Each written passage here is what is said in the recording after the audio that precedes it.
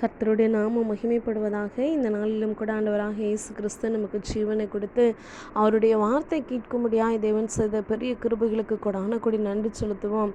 நாம் ஜெபத்தை குறித்து தொடர்ந்து பார்த்து கொண்டிருக்கிறோம். இந்த நாளிலும் கூட ஆசீர்வாதமான ஜெபத்தை குறித்து ஒன்று பார்க்க போகிறோம். நாம் தேவனிடத்தில் உண்மையாய் ஜெபிக்கும் பொழுது, போராடி ஜெபிக்கும் பொழுது, நம்ம உண்மையும் உத்தமமாக இருக்கும் பொழுது அவர் ஆசீர்வாதங்களை கொடுக்க அவர் வல்லவராக இருக்கிறார். வேதாகமத்தில் பார்க்கிறோம். ஆதியாகமம் 32ஆம் அதிகாரம் 10ஆம் வசனத்தில் யாக்கோபு இப்படி சொல்லுகிறார், அடியேனுக்கு தேவரீர் காண்பித்த எல்லா தயவுக்கும் எல்லா சத்தியத்திற்கும் நான் எவ்வளவேனும் பாத்திரன் அல்ல.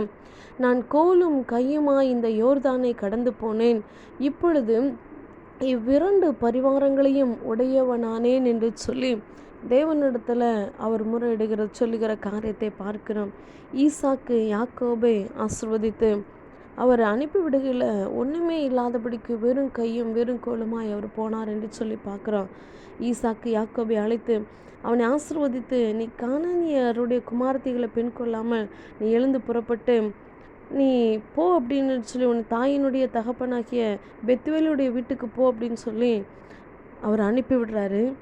அவர் அனுப்பிவிடுறப்போ ஆசிர்வதித்து அனுப்புகிறார். எப்படி அனுப்புகிறாருன்னா, சர்வ வல்லமையுள்ள தேவன் உன்னை ஆசிர்வதித்து நீ பல ஜனக்கூட்டமாகும்படி உன்னை பலுகவும் பெருகவும் பண்ணி தேவன் ஆபிரகாமுக்கு கொடுத்ததும் நீ பரதேசியாய் தங்குகிறதுமான தேசத்தை நீ சுதந்திரித்து கொள்ளும்படி ஆபிரகாமுக்கு அருளிய ஆசீர்வாதத்தை உனக்கும் உன் சன்னதிக்கும் அருளுவாராக என்று சொல்லி ஈசாக்கு யாக்கோபை அனுப்பிவிட்டான் என்று சொல்லி பார்க்கிறோம்.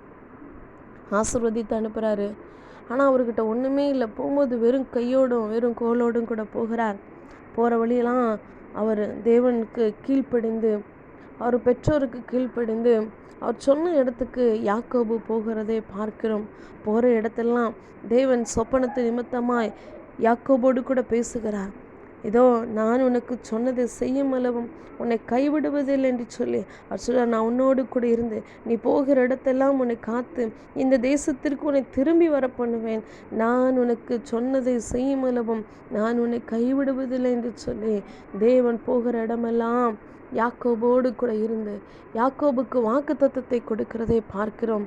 இந்த வாக்கு தத்தங்களை பிடித்து கொண்டு தேவன் பேரில் நம்பிக்கையாய் விசுவாசமாய் அவர் கொடுக்கப்பட்ட அந்த வாக்கு தத்தங்களையும் அவர் மேல் வைத்திருக்கிற அந்த நம்பிக்கை வைத்து கொண்டு அவர் போராடி செபிக்கிறார். போகிற இடம்லாம் ஏமாற்றம். போன தன் மாமனுடைய தாயினுடைய வீட்டில் ஏமாத்துறாங்க, மனுஷங்க ஏமாத்துறாங்க, நம்பினவங்க ஏமாத்துறாங்க. ஆனாலும் குறித்த காலம் வரைக்கும் அந்த இடத்துல காத்திருந்தார் என்று சொல்லி பார்க்கிறோம். காத்திருந்து ஏமாற்றம் இருந்த இடத்துலையும் ஆனாலும் கூட யாக்கோபோடு கூட கர்த்தர் இருந்தார் என்று சொல்லி பார்க்கிறோம். வெறும் கோலோடும் வெறும் கையோடு கூட போன யாக்கோபை தேவன் கொடுக்கப்பட்ட வாக்கு தத்தத்தின் நிமித்தமாய் அவர் ஆசீர்வதிக்க அவர் வல்லவராக இருந்தார். யாக்கோபு எல்லா காரியங்களிலும் கீழ்ப்படிந்து தாழ்மையாக இருந்து அவர் போராடி செபிக்கிறார். என்னை ஆசீர்வதித்தால் ஒழிய நானுமே விடமாட்டேன், என்னை ஆசீர்வதிங்க என்று சொல்லி அவர் வைராக்கியமாய் செபிக்கிறதே பார்க்கிறோம். என் அன்பு சகோதரனே சகோதரியே, ஒருவேளை யாக்கோபுனுடைய வாழ்க்கையை போல நீங்கள் குடும்பத்தை விட்டு ஒருவேளை தூர தேசத்தில் இருக்கலாம், வேற ஊரில் இருக்கலாம், அந்த இடத்துல நீங்கள் ஏமாற்றத்தோடு இருக்கலாம். ஒருவேளை எல்லாவற்றையும் இழந்த சூழ்நிலை நீங்கள் நின்று கொண்டு இருக்கலாம். கர்த்தர் சொல்லுகிற காரியம், நான் ஆபிரகாமின் தேவனும் ஈசாக்கின் தேவனும் யாக்கோபின் தேவனுமாய் இருக்கிறேன், முற்பிதாக்களின் தேவனாய் இருக்கிறேன். அவர்களுக்கு செய்த தேவன் நான் உனக்கும் செய்வேன், நான் உங்களுக்கும் செய்வேன் என்று சொல்லி அவர் வாக்குத்தத்தத்தை கொடுக்கிறார். யாக்கோபு அப்படிதான் ஒன்றும் இல்லாதபடிக்கு வெறும் கோலுமாய் வெறும் கையோடு கூட போனார். போன இடத்துலலாம் ஏமாற்றம். ஆனாலும் கூட முற்பிதாக்களின் தேவன் அவர் யாக்கோபோடு கூட இருந்தார் என்று சொல்லி பார்க்குறோம்.